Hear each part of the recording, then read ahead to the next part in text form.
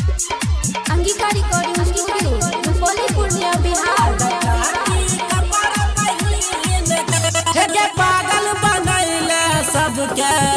अधकाटी कपड़ा पहिन के पागल बनैले सबके अधकाटी कपड़ा पहिन के जटा में धके कोनो पीस देहतो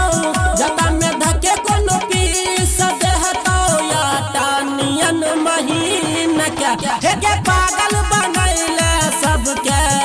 अधकाटी कपड़ा पहिन के पागल बनैले सबके अधकाटी कपड़ा पहिन के जटा में धके कोनो पीस देहतो जटा में धके कोनो पीस देहतो या टानियन महीन के पागल बनैले सबके अधकाटी कपड़ा पहिन के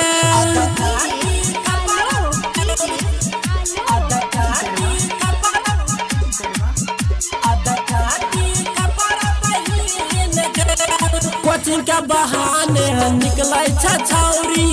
घर से बहरिया लइका त लइका बुढ़बो गे तोरा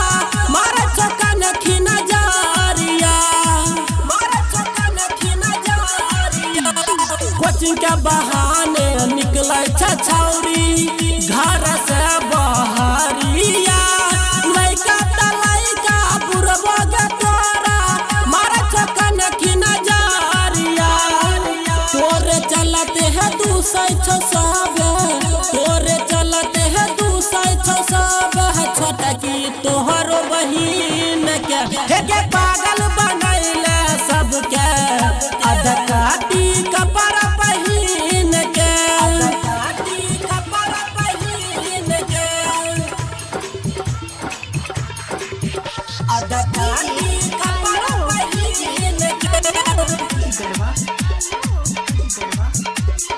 अंगिका रिकॉर्डिंग स्टूडियो रुपौली पूर्णिया बिहार। मायो बापो के इज्जत के छौरी कई देल नीलाम गे मुहवा छुपाई घूरै छौ सगरो कहिया तू ऐसन काम गे मायो बापो के इज्जत के छौरी कई देल नीलाम गे मुहवा छुपाई घूरै छौ सगरो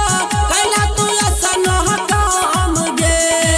राइटर बिपिन प्रमोद के संग राइटर बिपिन प्रमोद के संग कैली तू मन रहंगी